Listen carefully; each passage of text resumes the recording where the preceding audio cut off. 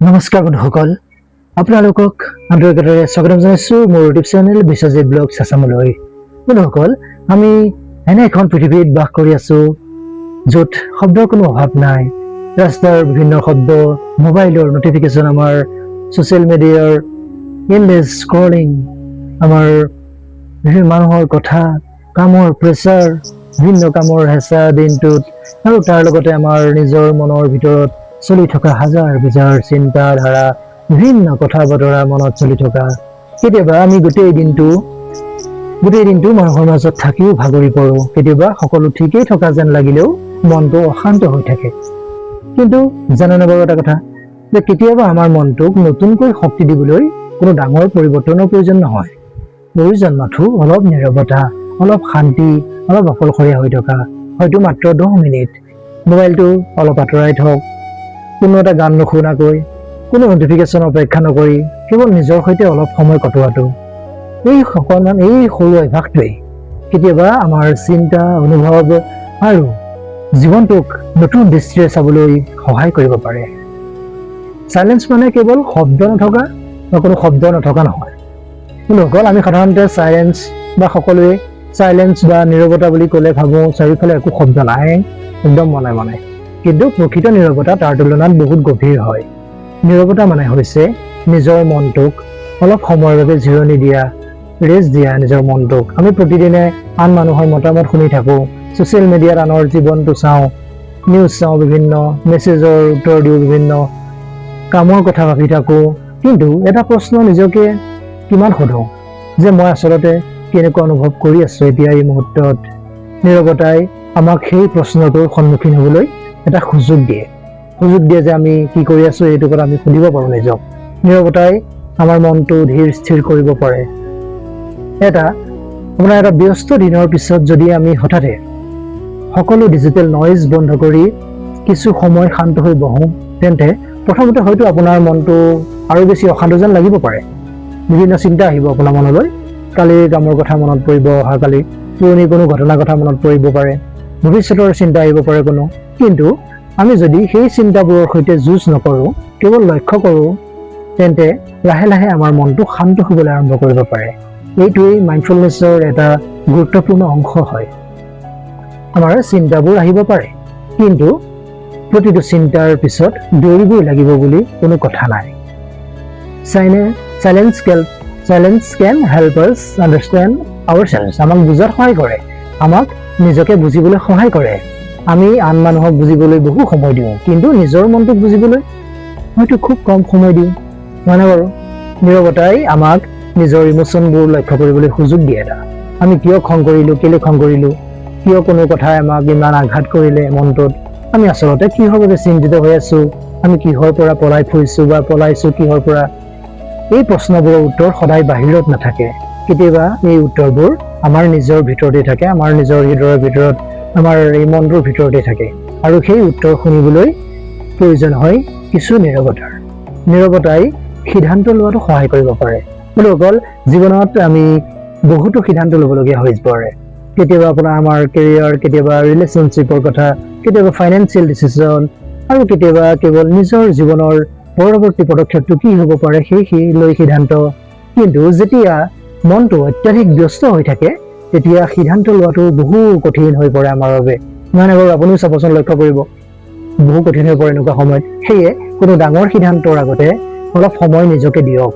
মোবাইলটো কিছু আঁতৰাই ৰাখক, কিছু সময় শান্ত এডোখৰ ঠাইত বহক, কিছু গভীৰ উশাহ লওক আৰু নিজকে সোধক, প্ৰশ্ন কৰক, মই কি বিচাৰিছোঁ, মই কি বিচাৰোঁ। আন মানুহে কি বিচাৰে সেইটো নহয়, মই কি বিচাৰোঁ সেইটোহে প্ৰয়োজন।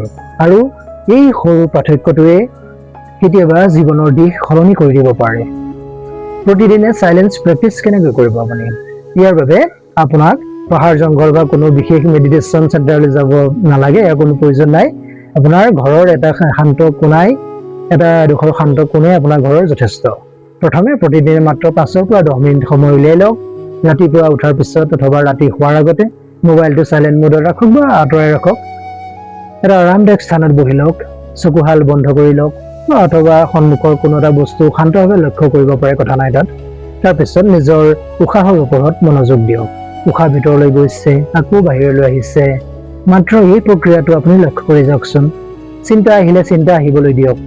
নিজকে ক'ব নালাগে মই কিয় ইমান ভাবি আছো বা কেলে ভাবি আছো, একো ক'ব নালাগে, নিজক একো নক'ব, কেৱল মনলৈ আহিবলৈ দিয়ক আৰু আকৌ উশাহৰ ওচৰলৈ আপুনি ঘূৰি আহক।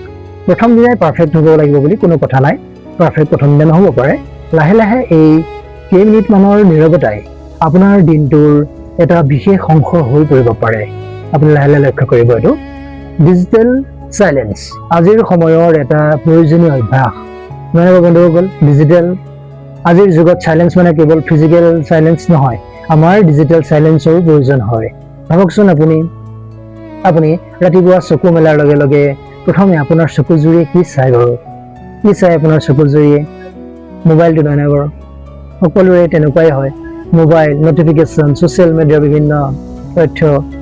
যদি হয় তেন্তে কেতিয়াবা এটা সৰু এক্সপেৰিমেণ্ট কৰি চাওকচোন। সাৰ পোৱাৰ পিছত প্ৰথম 30 মিনিটমান মোবাইল নোচোৱাকৈ থাকক। এই 30 মিনিটত অলপ খোজ কাঢ়িবলৈ যাওক, খোজ কাঢ়ক, পানী খাওক, প্ৰকৃতিখন উপভোগ কৰক, প্ৰকৃতি চাওক, বাহিৰৰ মুকলি পৰিৱেশ, প্ৰাৰ্থনা বা মেডিটেশ্যন কৰক, অথবা কেৱল শান্ত হৈ মনে মনে বহি থাকক। আপুনি হয়তো অনুভৱ কৰিব যে দিনটোৰ আৰম্ভণিটো অলপ বেলেগ বেলেগ যেন হৈ পৰিছে।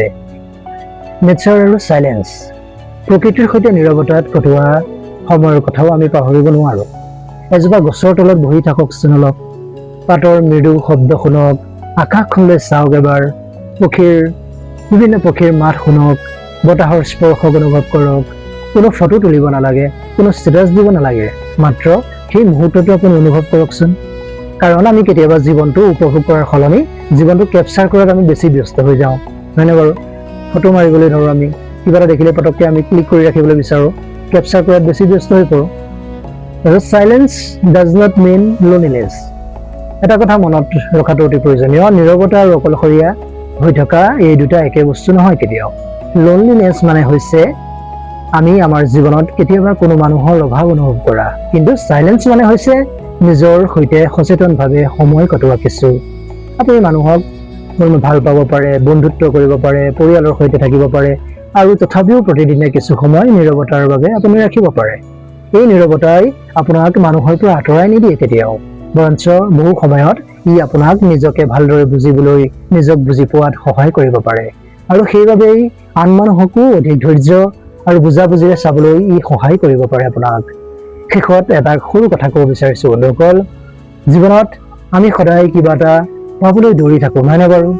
সকলোৱে দৌৰি আছো, ময়ো হয়তো দৌৰি আছো, আপুনিও দৌৰি আছে।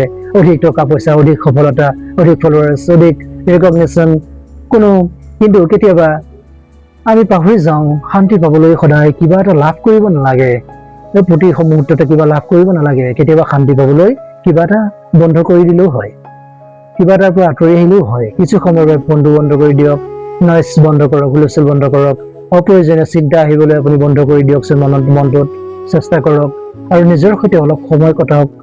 হয়তো সেই নীৰৱ মুহূৰ্তটোৱেই আপুনি নিজৰ ভিতৰত থকা এটা উত্তৰ বিচাৰি পাব পাৰে। হয়তো সেই নীৰৱতাতেই আপুনি উপলব্ধি কৰিব যে আপুনি যিটো বিচাৰি বাহিৰত ঘূৰি ফুৰিছিল ইমান দিনে, তাৰ কিছু অংশ হয়তো আপোনাৰ ভিতৰতেই আছিল সোমাই, আপুনি তেতিয়া তাক লক্ষ্য কৰিছে। সেয়ে আজিৰ পৰা প্ৰতিদিনে অন্তত 10 মিনিট, যেনে তেনে 10 মিনিট চাইলেন্সৰ বাবে ৰাখক, মৌনতাৰ বাবে ৰাখক। কোনো ফোন নহয়, কোনো ছ'চিয়েল মিডিয়া নহয়, কোনো হুলস্থুল বা নইজ নহয়, মাত্ৰ আপুনি আৰু আপোনাৰ মনটো। যদি ভিডিঅ'টো আপোনাক অলপ সময়ৰ বাবে নিজৰ কথা ভাবিবলৈ বাধ্য কৰিছে, আপোনাৰ মনটো শান্ত কৰিছে, তেন্তে ভিডিঅ'টো নিশ্চয় লাইক কৰক আৰু বিশ্বজিৎ ব্লগছ আছাম চেনেলটো ছাবস্ক্ৰাইব কৰক আৰু লগতে বেল আইকনটো টিপি দিয়ক, যাতে আপুনি এনেধৰণৰ নটিফিকেশ্যন লাভ কৰিব পাৰে। আৰু ভিডিঅ'টো আপোনাৰ পৰিয়াল তথা বন্ধু আৰু আপোনজনৰ সৈতে শ্বেয়াৰ কৰি দিয়ক, যাতে তেওঁলোকেও ইয়াৰ পৰা উপকৃত হ'ব পাৰে। আৰু কমেণ্ট কৰি জনাবচোন আপুনি প্ৰতিদিনে আপোনাৰ নীৰৱতাৰ মাজত সময় কটাবলৈ কিমান সময় ভাল পায়।